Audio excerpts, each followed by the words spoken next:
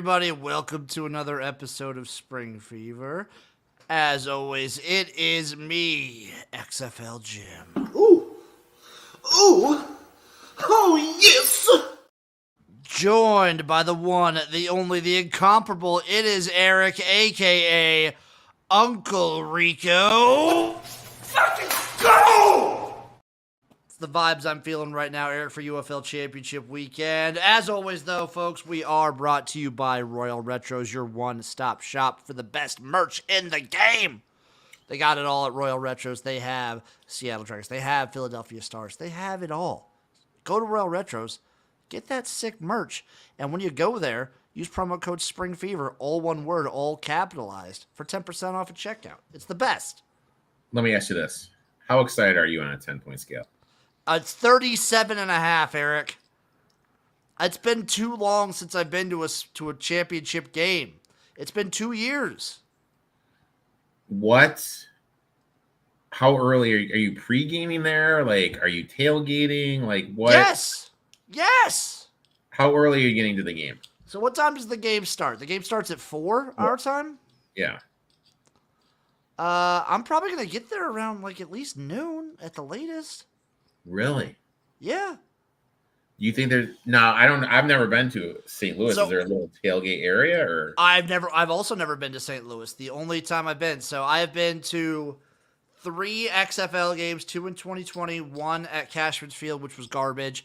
And I went to the USFL inaugural championship in 2022.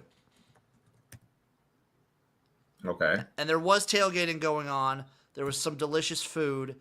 And my boys, the ref and Zach, they do this thing called Spring Stock.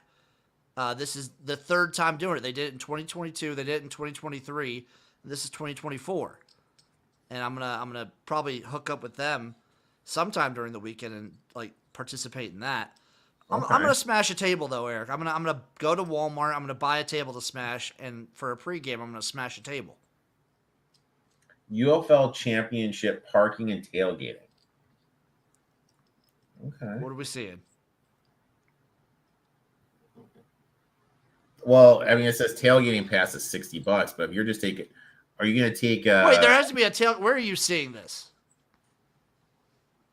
Here, I'm putting it in the chat right now. Where are you seeing this, Erik? Tailgating pass sounds like some hoity-toity bullshit to me. No, I'm talking to park though. Oh, I might take a car. I don't know. I'm talking to park, dude. Parking pass, tailgating pass. Oh, so you get like a space for tailgating. Yeah. I see. I mean, I might spend the $40 for a parking pass. Depends on what I end up taking to the game. We might not even need a vehicle. Okay. Let me Google Battle Hawks tailgates. There's been some dude, like the Stallions have some pretty good tailgates. There's some good UFL tailgates out there. There's some bangers. Bangers, okay. Don't sleep on the UFL, baby. What are you seeing, Erik? I'm just on some Facebook group, just kind of looking at it. So this says this little thing. They says they do it at the Bottle District, so it's a little far away. Interesting. That's fun stuff. Interesting. Erik, I'm looking out for you, buddy. We had a great weekend of UFL action. Let's start off with the USFL Conference champion, the Birmingham Stallions, defeating the Michigan Panthers 31-18. What are your main takeaways? What are your takeaways from this game? I don't know the last time we've seen an MVP of a league get benched in a semifinal game of a playoff. He will be starting, by the way. He will be starting the championship game. Okay. All right. Some questionable calls in the first half. Michigan got some breaks. As soon as Birmingham was able to kind of settle it in, Corral came in, kind of calmed everyone down. look to force the ball a little bit downfield. And, we talked about it, that I really feel like with how the game was, if they would have had Perkins, they would have won that game. They would have held on to win, but not having Perkins at the end, having Danny Etlin play actually cost them. And, now they're out. But great season for the Panthers. And we kind of just saw the championship pedigree of the Battlehawks. You mean the Stallions? Stallions. Fuck, dude. Fuck. Don't make that mistake. The people will come after you for that shit. Fuck, I'm sorry. My main thing was like Michigan had so many opportunities to win and like kind of put this game away. Not only scoring one touchdown with the ample opportunities of like starting in Birmingham red zone or like marching down the field and just drives sputtering out left and right. Michigan just couldn't finish drives and it killed them. At the end of the day, that's what championship football is. You have to be able to finish. You have to be able to step on a goddamn throat. They scored the first touchdown, and that was it. They just field goal. And when you rely on that in this kind of league, like you can't expect Jake Bates to make every single one. He missed a couple crucial ones. Even if he made them, it wouldn't matter. You only would have, that would be what? Now you'd have 24 points, so you would have just lost by 7 instead. Yeah. You're playing a team like the Stallions. You have a chance to step on their throat. You have to step on their throat. They didn't step on their touchdowns. Throat.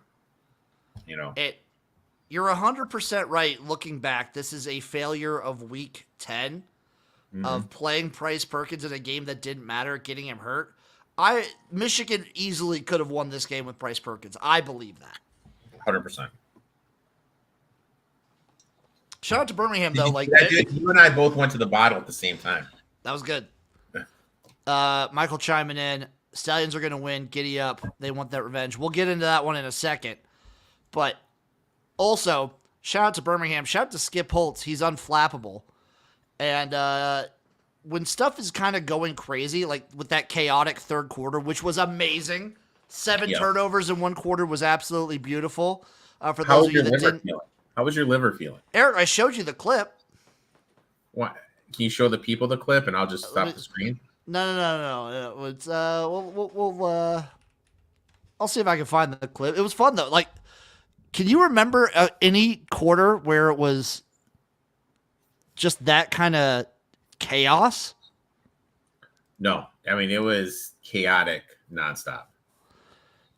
We had 2 points in the third quarter where a team would turn the ball over and then immediately the other team would turn the ball over again.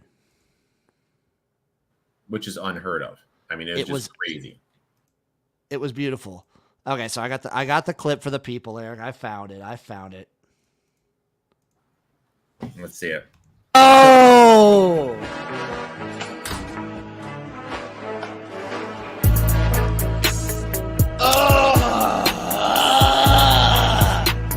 I'll mute that part, Eric, so you don't get any potential copyright there for you. I got your back. That.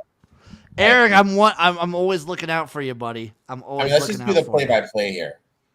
Jim is seductively licking the high life. He is tornadoing the high life. It's a pretty good tornado, too. Pretty good tornado. I give it an 8.75. Face is getting all red. He feels it coming up. Grabs the McDonald's. Just a little spit up in that one. Oh, there we go. Again. Little spit up coming again. For the people. And look how I'm very red-faced right now. Look how red the face is right now. It's something. And goes in again. I'll consider that one done. There's a part 2. I'm not doing a second one. There's an encore. There's an encore for this one. Now you're studying the throw up, and then you go in again. That's the worst one. That's the worst one. Oh my god. Jesus, dude. Jesus. Absolutely. I mean, if you miss out on Jim's streams, that's what you're missing, people. That is good American fun right there. That is also having to get on Twitch to actually like see that. There's just a girl like basically just blasting full vag on Twitch. Shout out twitch.com, I guess, the video game and live streaming platform. What the fuck are you talking about, dude? Go to the front page of Twitch, Eric. That's all I'm saying. I'm Twitch. Just go to the front page. But anyway, Birmingham Stallions, also a good move to put Matt Corral in. He'll probably get play. We're going to see Adrian Dude. Martinez, but he'll have a short lease, though. Sorry, man. Sorry. You told me I'm on the front page. Nothing.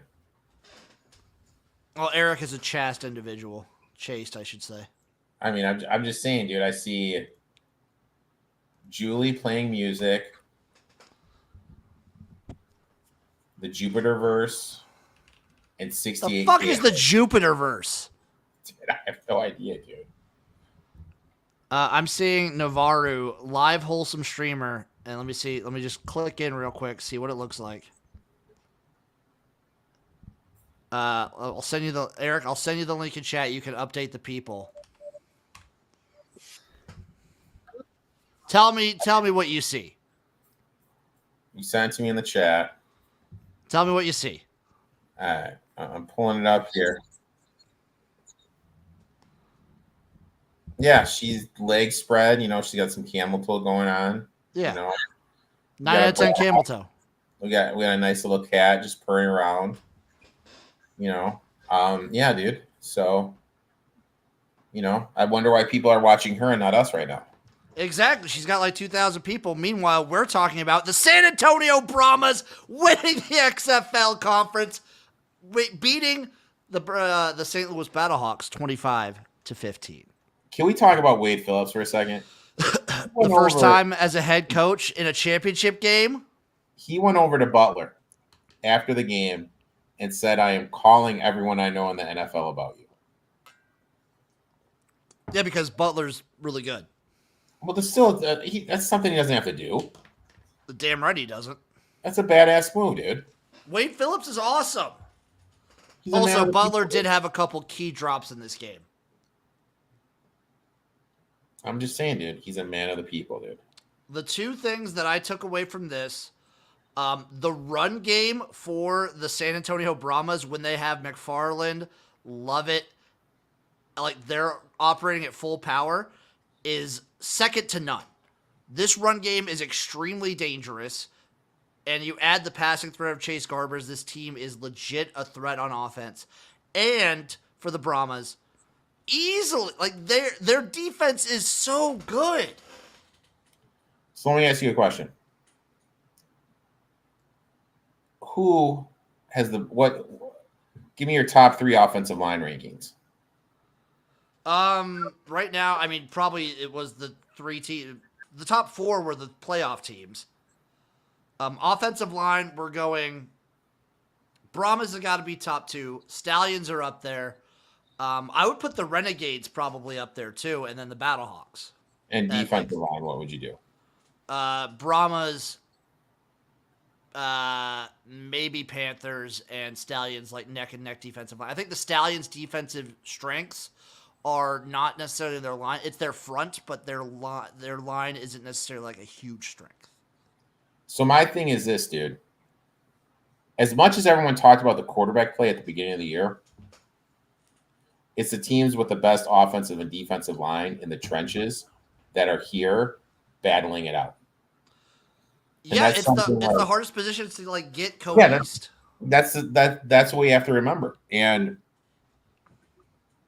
you have Wade Phillips, great defensive mind, his team in the ship, dude. We got 14-1. It was absolutely stealing. Also, a couple key weird coaching decisions for the Battlehawks that didn't make any sense. What the fuck was that at the end of the game? Excuse my language. We'll get to that one, but start of the game, I felt like they were getting way too cute. You have you have the best skill set, like skill position available. Your offensive line isn't great. Why are you trying to get cute? You got to be getting rid of the ball ASAP, or else AJ McCarron's just going to get eaten alive out there against this defensive front. B, to end the half, trying to go for the Hail Mary when there's or trying to march down the field with 10 seconds left, only to get AJ McCarron hurt. Yep. And then, yes, the end of the game where you have to get 10 points no matter what, minimum. And you're just draining clock when you should have just been taking the field goal and going for the 4th and 12. Untimed down, by the way, to give you like an extra free play, basically. And you could have maybe had time to like punch it in at the end. We have to remember, Anthony Becht is actually one of the most inexperienced coaches in the league. And it showed. It definitely showed. I feel like I talked about this with Chase. They progress every year, the Battlehawks. They made it to the playoffs this year. They didn't make it last year. Maybe next year they'll make it to the championship game, and in year 4 under Becht, maybe finally they'll win the championship. I don't know. Who knows if AJ is even going to be back next year, dude?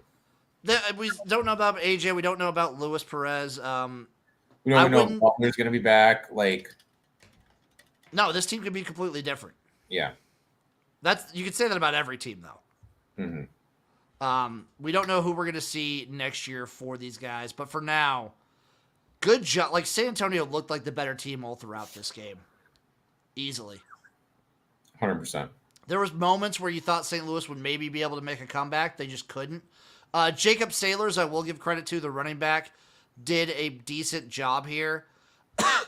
AJ McCarron was trying his heart out, but receivers, a couple key drops, and then the offensive line for St. Louis. It was an issue last year. It turned into an issue this year down the stretch. Yeah, and like we said, you got to be solid in the trenches. They made some bad coaching mistakes. AJ got hurt. McFarland, some key runs.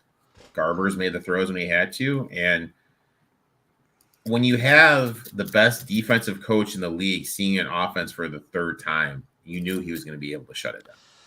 Dude, the running game. Like Anthony McFarland, 11 attempts for 115. John Lovett, 18 attempts for 83. Yeah. Come on. Just not able. But, I mean, that's their O-line. Their O-line was winning the point of attack. So.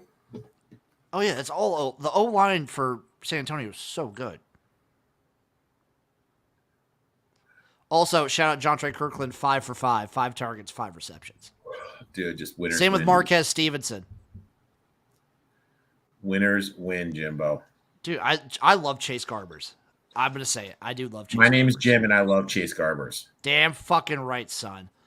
Now to recap week 1 of the CFL before we get to our little previews. Erik, how much CFL did you watch this weekend? I watched the Elks because I was invested in the Elks.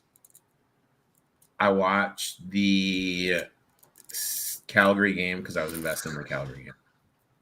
So you watched the Friday and Saturday games? Yes, I saw a couple snaps of the Blue Bombers. Yep, Blue Bombers. Thursday game. I did not see anything with the Argonauts and Lions. So let's start off Thursday night. Montreal beats Winnipeg 27-12. And honestly, from my opinion, it didn't even look that close. From what I saw, Montreal had their way on offense. And the Blue Bombers offense never could click it and get it going. It felt, a word I don't use very often for Winnipeg, it felt like their offense was inept. Dude, Jim, that's a good word for you. I appreciate that. 0 touchdown throws, by the way. Only 1 touchdown. Well, I mean, the Blue Bombers quarterback, is this where he just falls off? Because what is he, 35 now? He's 35. Is this where you just see that decline because of age? Maybe. Like they say, it's just a cliff? It's not gradual. Is this where you just see him completely fall off? I mean, we'll see. I will give it a couple weeks. Montreal does have a stellar defense. That's what really carried them last year. I mean, the Red Blacks made some improvements on some defense. You know, it's going to be – I was really hoping they'd beat the Montreal and we're going to be able to hammer the Red Blacks in the spot. But I'll be honest, I don't want to touch this game now. No, probably spoiler, probably not going to be touching that one. Also, it's nice for me. I've been a Cody Fajardo fan for a while now. I'm happy to see that man succeed. happy to see the kid get a ship and be a winner. Damn right. Dude, I almost teared up when he got that ship. Hamilton 24, Calgary 32. Bo Levi Mitchell returning to Calgary, and you know what? He was mid again. But Mid. the thing is they made so many changes with their personnel and their coaching staff. Mid.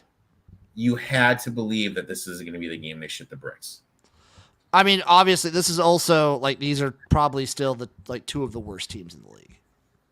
I know, and one team is keeping a lot of the principles, the other team didn't. The team that kept a lot of their principles from last year won relatively easier. It's not as close as the score indicated.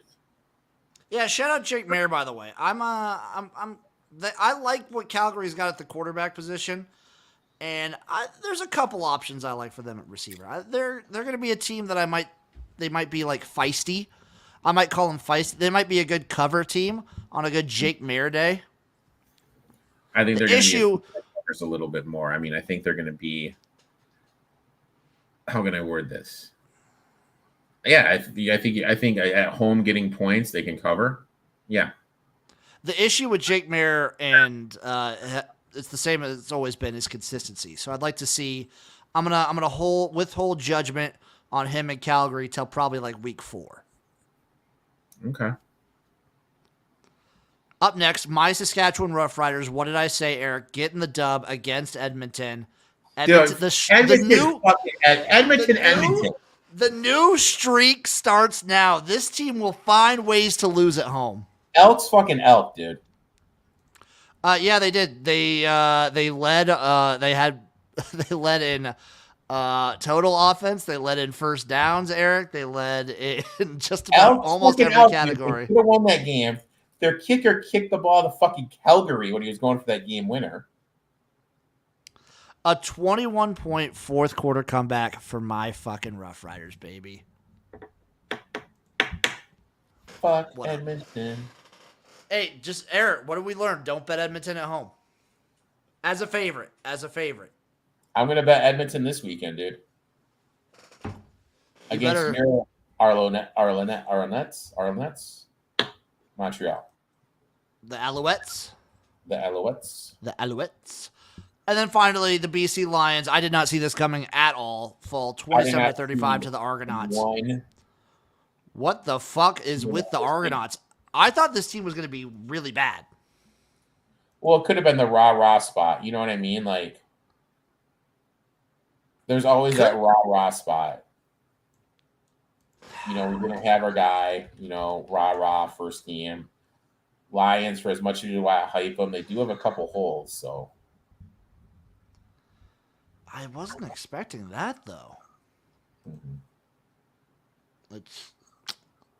The domination that the Argo, it felt like this game was never even close.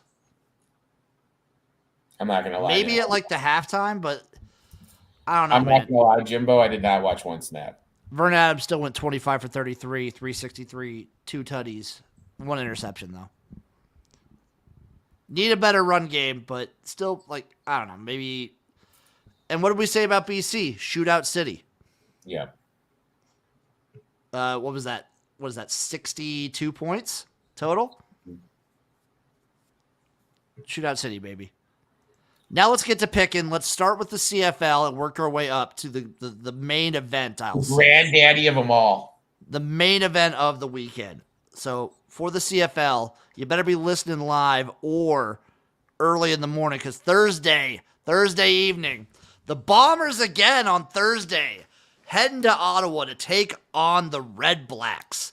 Ottawa is a 6.5 point home dog. The total is 46.5 plus 240 on the money line.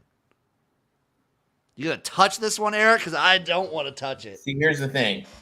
I had Winnipeg beating Montreal, fading them here. I'm not touching this fucker.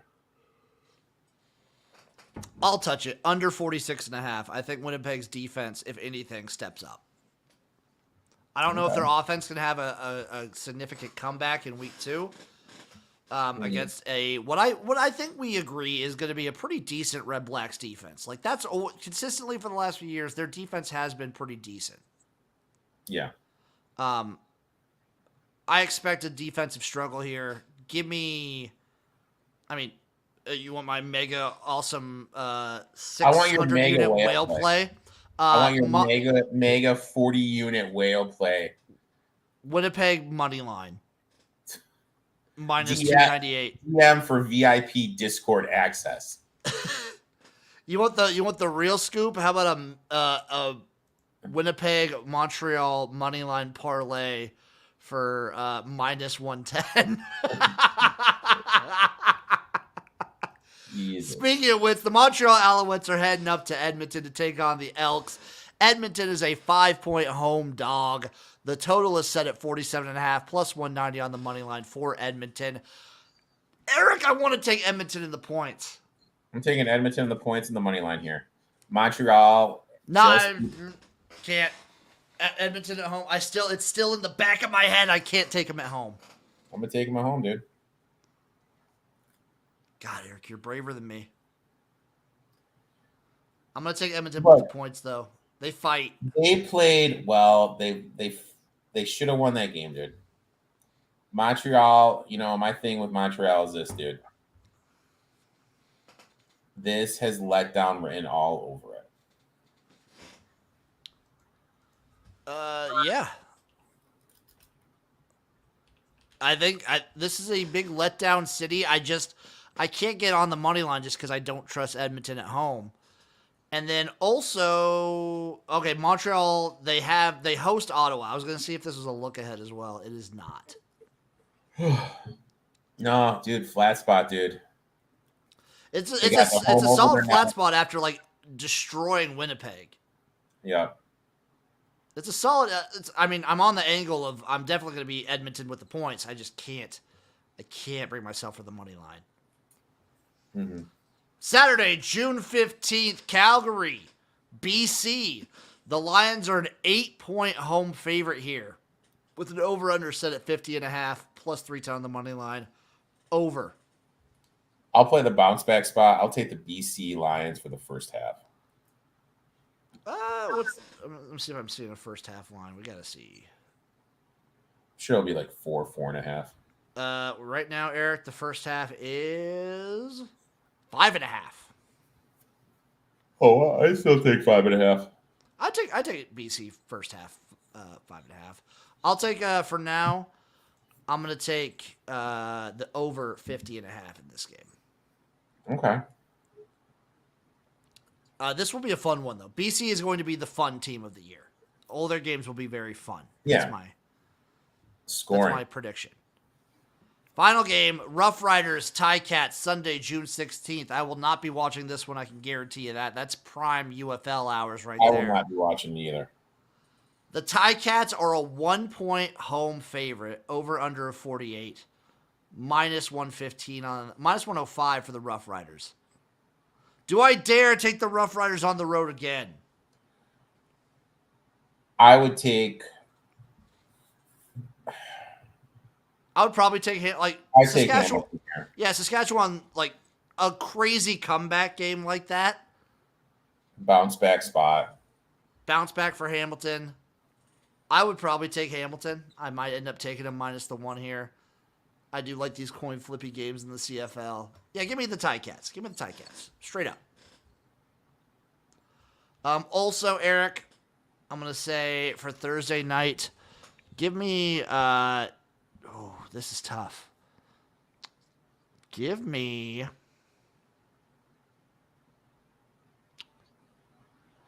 Give me the Winnipeg Blue Bombers defense anytime touchdown. Oh, look at you, Jim. Yep. Plus 400. Really? I'll take that. Yeah, I'll take that. I'll take that forever. Yeah. Now, Eric, it is time. The UFL Championship. The granddaddy of them all. The Birmingham Stallions versus the San Antonio Brahmas. The Stallions are 3-point favorites in this matchup. The total is 41.5 plus 145 on the money line for the Brahmas.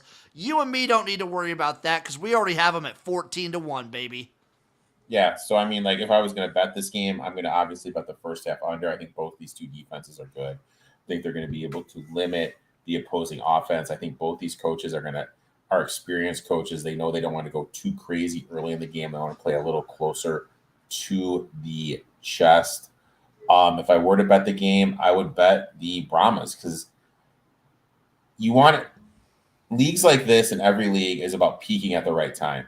And when we look at what the Brahmas are doing coming into this, they are peaking at the right time. We saw it with the Renegades last year. Run game is going. They're getting the passing game going. You have a dynamic wide receiver that can take over the game in Kirkland. You have a dynamic running back in McFarland that can take over the game. I'll say it. I trust Wade Phillips more than Skip Holtz. It's hard to doubt Skip Holtz when he's been doing it for so long. I think this will be a come down to the wire game. It would not surprise me at all if Adrian gets pulled. Okay. I don't know. Matt Corral's good. In the limited amount of time we've seen him, though, I don't know if he's go up against the Brahmas good. All right, so here's a question for you. Let me see if I can pull up this bet. Let me see if I have this bet. What bet are you looking for, Eric? Nope, I don't have the bet. Do you remember what the bet was? Game to go to overtime. Ooh.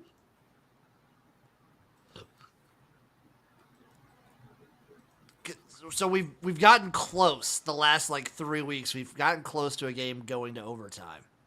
Yep. Michael coming in. Even when teams get ahead of the Stallions are the comeback kings. Stallions came back 5. Have they come back 5 games in a row? Have they had comebacks? I think so. So they were down, obviously, to the Panthers last week. Week 10, was there a comeback aspect in week 10? Not that I know of. Oh, no. Yeah, because the Panthers, it was back and forth at the very least. Because the Panthers lost on a game on a missed field goal. Mm-hmm. So let me take a look. They were 16-13. So they were down going into the fourth in the Week 10 game as well. Week 9, obviously they lose to the Brahmas. Mm-hmm. Week 8 against the Roughnecks. I want to say they might have been down for a portion of that game, but not very they're down long. in the first half. Yeah, they weren't down very long. I'm trying to think of just fourth quarter. They were up going into the fourth quarter on that one. Mm-hmm. So just for the last 3 weeks. They're good at the comeback, but also I feel like Erik is very right that there is levels of momentum to this.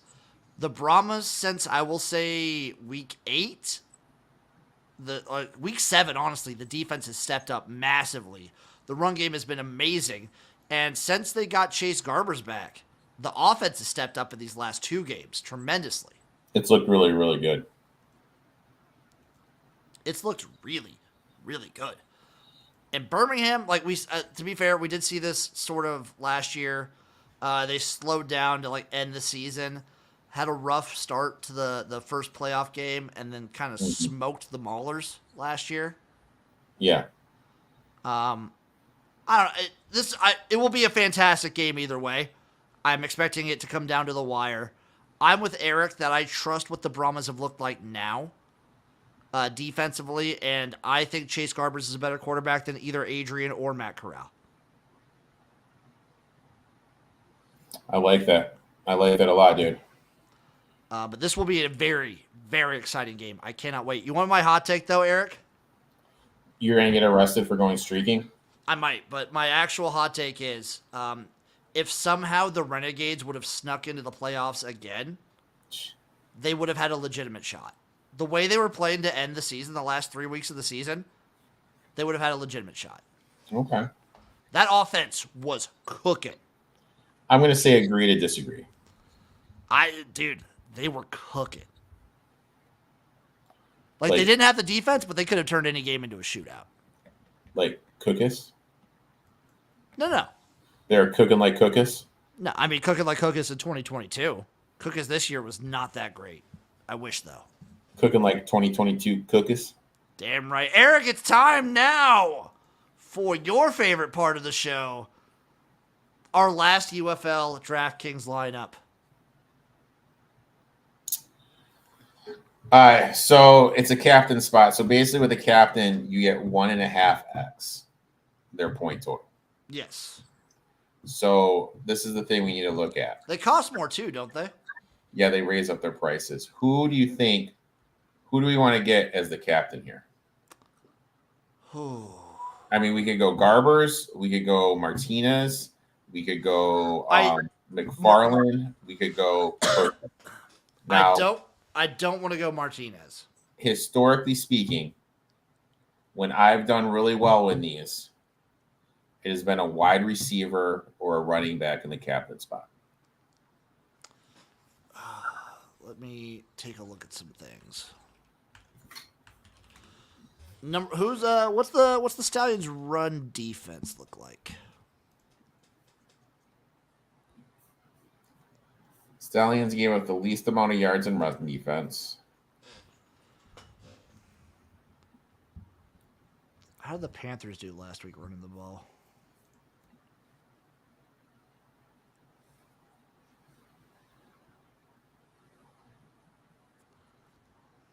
How did them Panthers do?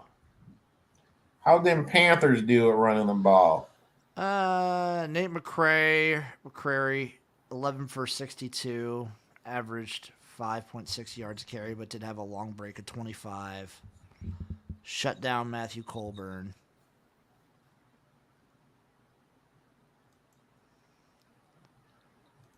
Whew. It's gonna be hard because it's gonna be such a defensive battle. I feel like. So that leads to a run. Let's just put in McFarland. I'm down with McFarland because, yeah, I'm down with McFarland. All right. Now, do you want to put in? Now, who on the Stallions, do you think is the good get? How did Ricky Persons do last week? 10. I would say getting a running back for the Stallions wouldn't be bad. Sternberger's like a solid option as well. He's like sort of Matt Corral's safety net, but he's very touchdown dependent. And we don't think there's going to be many touchdowns, so I'd hold off that. Let's do this. Okay, give me the Brahmas defense in there. Ooh. Where's their defense at? Brahma's defense. 3,800. Boom, that's good. All right. Now, give me Kirkland and Garbers. Okay, Kirkland, Garbers. All right. Now, how many? We have two or one spots left. We got 2 spots left. And how much is our average salary? 6250. We only have Brahma's players right now. Yep. Now, give me how much is Sternberger? Okay, Sternberger is 6,800. Okay. So that's good. Give me Sterney. We'll go Sternbush. And then Marlon Williams has been not since week 7.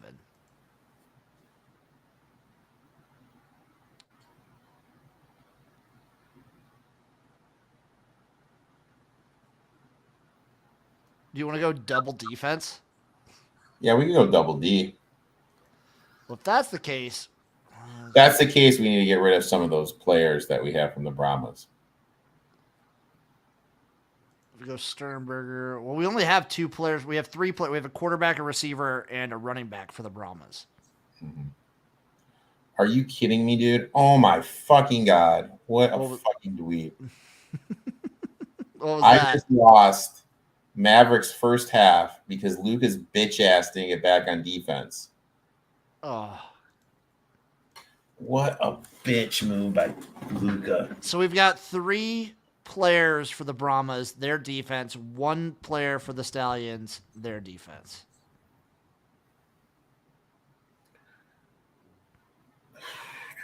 All right.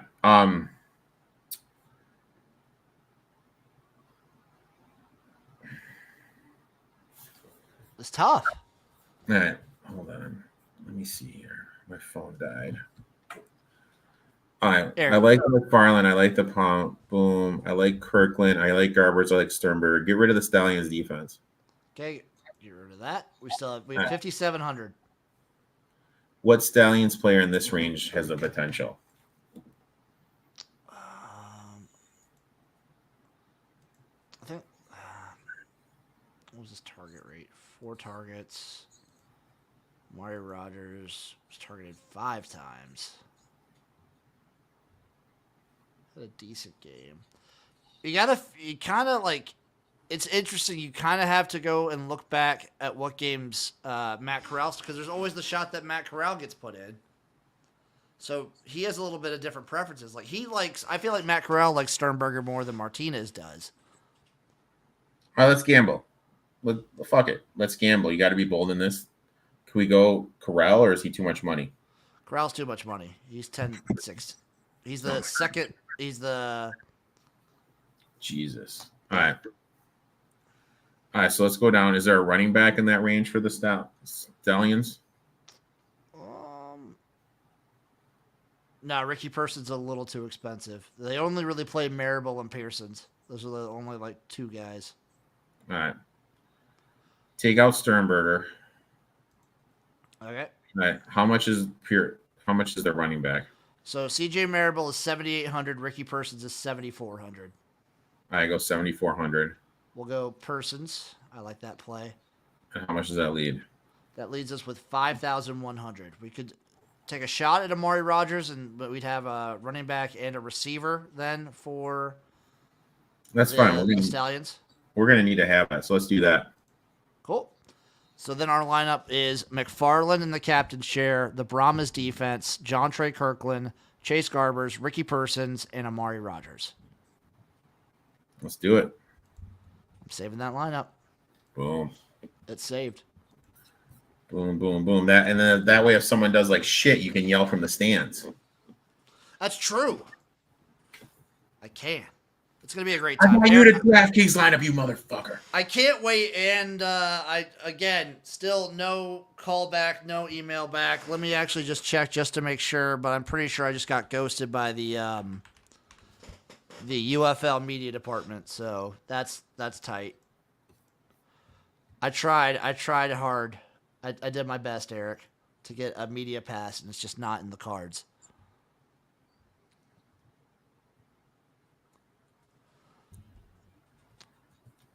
Let's see. Anything? Email me back? I don't believe they have.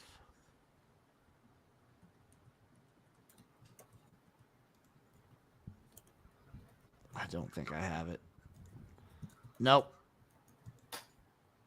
Nothing. The last email he sent says, "Hello, Jim. Appreciate you reaching out. Could you please share more information about your outlet? Are there any links you can provide for examples of your work?" I did, and nothing. What a fucking dick. Just nada. Ghosted. Did not even telling me no. That's soft, dude. Let's make some money saying we'll take Jimbo plus 1,000 to go streaking during the game. And over 3.5. Oh, the over's going to hit on those beers. Heavily I don't know. cheated. I don't want to go streak. I don't want to take away from the players. I'll go streaking after the game. Okay. I mean, there's a very real chance I might run onto the field after the game. You're gonna be calling me to bail you out? I might end up giving Uncle Rico a bail call. Eric, any other final takes for the UFL championship? Anything that you really want to see, looking forward to, that you want to leave the people with? Brahma's W, my man. Brahma's W. How many people do you think we get? 7,800. You think it's going to be that bad? Yeah. Why do you think it's going to be that bad? Because no, whatchamacallit. So there was no San Antonio last year in the XFL championship game, Yeah. and there was 25,000 people in San Antonio. Really? Yes, last year for the XFL championship game between the Arlington Renegades and the DC Defenders, there was 25,000 people. Okay. I Well, think maybe I'm wrong. St. Louis will show out. Okay. I'm expecting around 30. Okay. Eric, also I forgot to do this at the start of the show. I'll do it at the end. Which game of the playoffs in the UFL got Battlehawks. more people watching? Battlehawks. Correct. 1.274 million people watched the XFL championship of St. Louis versus San Antonio. For the USFL conference champion of Birmingham versus Michigan on ABC, 1.1 million. Both over a mil. Oh, wow. So Wow. solid numbers. I'm excited to see what the championship brings. It's going to be a very fun time. If you're in St. Louis, if you're going for the game, or if you just live in St. Louis, feel free to say hi. I will. I won't tug you off or anything. No OTPHJ, but I might shake your hand, or I might spit on you if you ask nice. Will you dab them up? I'll dap people up. All right. I'll dap people up. All right, folks. Thank you for watching. Thank you for listening. We appreciate you.